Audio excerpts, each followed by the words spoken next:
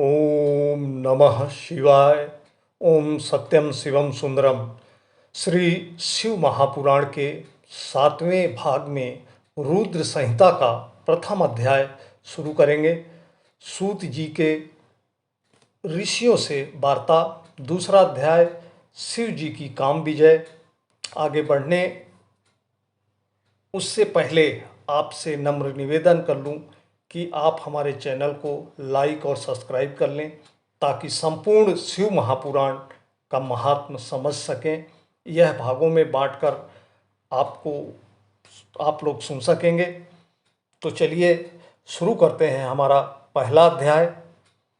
एक समय नैमिषारण्य में जब समस्त शौनकादि मुनियों ने परम भक्ति से सूत जी से यह प्रश्न किया कि शिव जी का सर्वश्रेष्ठ स्वरूप क्या है और पार्वती जी सहित उनका दिव्य चरित्र क्या है, लोक के कल्याणकर्ता श्री शंकर जी किस प्रकार प्रसन्न होते हैं और प्रसन्न होने पर क्या फल देते हैं, तथा ब्रह्मा विष्णु महेश ये तीनों देवता शिव जी के अंग से उत्पन्न हुए हैं और इनमें महेश की पूर्णांश हैं, तथा शिव पार्वती का आविर्भाव और विवाह कैसे हुआ, उनकी उन सब लीलाओं को हमें बताइए। तो परम पौराणिक सूत जी बोले, हे मुनीश्वरों, इस उत्तम प्रश्न के लिए आप लोगों को धन्यवाद है। आपके प्रश्न के अनुसार शिव जी के चरित्र को यत्नपूर्वक मैं अपनी बुद्धि के अनुसार कहता हूँ। आप लोग आदर से ही सुनिए। जैसा प्रश्न आपने किया है ऐसा ही प्रश्न श्री नारद जी ने अपने पिता ब्रह्मा जी से पूछा था। तब शिव भक्त ब्रह्मा जी ने प्रसन्न हो अपने पुत्र नारद जी को हर्षित करते हुए शिव जी का यश वर्णन किया था। श्री व्यास जी कहते हैं कि जब सूत जी ने ऐसा कहा था तो उनके इस वाक्य को सुनकर वे सब ब्रह्मांड कौतूहल सहित उस संवाद को इस प्रकार पूछने लगे कि हे सूत जी, हे महाभाग, हे शिव भक्तों में उत्तम बुद्धि वाले, यह ब्रह्मा और नारद जी का संवाद कब हुआ था जिसमें भव बंधन से छुड़ाने वाली भगवान शिव की लीला वर्णित है। हे तात, उनके प्रश्न के अनुसार ही हमें वह सब प्रेम से सुनाइए।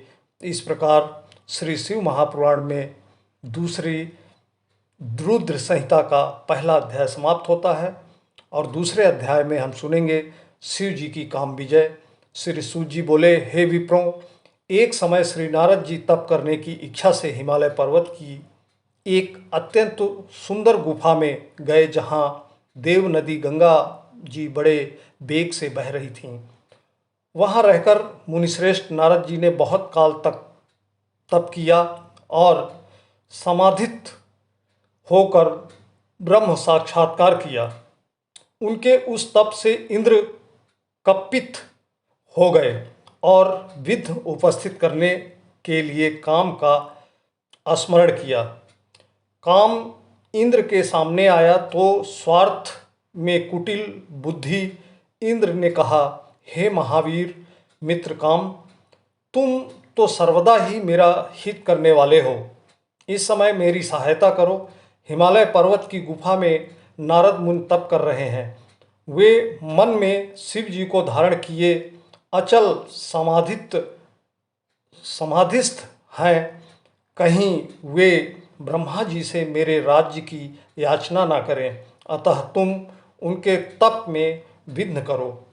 काम नारद जी का तप भंग करने चला। वहाँ पहुंचकर उसने अपनी संपूर्ण कलाओं की रचना की।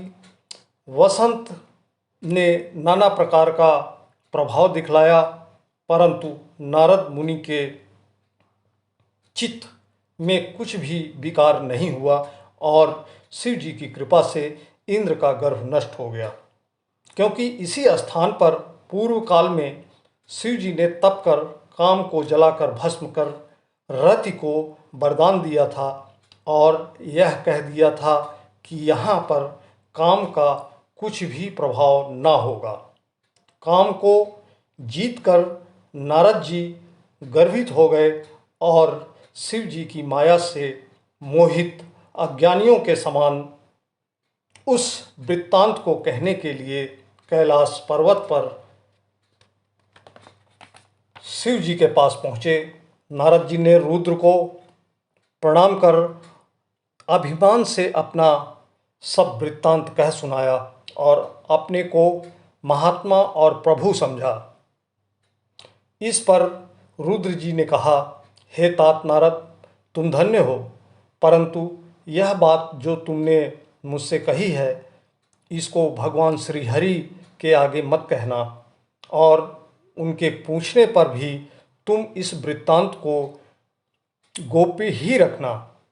किंतु शिव जी की माया से मोहित नारद जी ने इस बात को हितकर नहीं समझा और वे मुनि श्रेष्ठ ब्रह्मलोक को चले गए। वहाँ जाकर ब्रह्मा जी को नमस्कार कर उन्होंने अपने तपोबल से काम जय को कहा। ब्रह्मा जी ने इस बात को सुनकर शिव जी के चरणों में प्रणाम किया और फिर सब कारण जानकर अपने पुत्र को पुनः ऐसा कहने के लिए निषेध किया, परंतु ब्रह्मा जी के कहने पर भी नारद जी ने उस पर ध्यान ना दिया। नष्ट बुद्धि वाले नारद जी अपना वृत्तांत कहने के लिए शीघ्र ही विष्णु लोक में विष्णु जी के पास जा पहुँचे। उनके आगमन का कारण जानते हुए भी श्री विष्णु जी ने आदर से उठकर आगे जाकर इनका सत्कार किया और अपने आसन पर बिठाकर शिव जी के चरण कमल का स्मरण करते हुए नारद जी से पूछा कि हे तात, इस समय तुम कहाँ से आ रहे हो और यहाँ कैसे आए हो? हे मुनिवर, तुम धन्य हो, तुम्हारा आगमन से मैं पवित्र हो गया। विष्णु भगवान के इन वाक्यों के सुन गर्वित नारद मद सहित अपना सब वृत्तांत कह गए। भगवान विष्णु नारद जी के मदपूर्वक और सहेतुक वचन सुनकर सब कारण जान मन ही मन शिव जी की स्तुति करने लगे और नम्रता से मस्तक झुककर नारद जी से बोले, हे मुनि श्रेष्ठ, आप धन्य हैं। हे मुने, काम मोहादिक तो उनको सताते हैं जिसके हृदय में तीनों देवताओं की भक्ति नहीं है, परंतु आप तो नैष्ठिक ब्रह्मचारी और सर्वदा ज्ञान वैराग्य वाले हैं, फिर आपको काम विकार कैसे हो सकता है? मुनिश्रेष्ठ नारद ने भगवान के इन वचनों को सुनकर हृदय में उन्हें नमस्कार किया और हंसकर भगवान से बोले, हे स्वामी, यह सब आपकी कृपा है। ऐसा कहकर हरि को प्रणाम कर वे इच्छानुसार स्थान को चले गए। इस प्रकार श्री शिव महापुराण में द्वितीय रुद्र संहिता का दूसरा अध्याय समाप्त होता है और तीसरे अध्याय हम 8वें भाग में सुनेंगे, जिसमें नारद जी द्वारा शिवगणों को साप होता है। ओम नमः शिवाय। सत्यम शिवम सुंदरम, सत्यम शिवम सुंदरम, सत्यम शिवम सुंदरम, सत्यम शिवम सुंदरम, सत्यम शिवम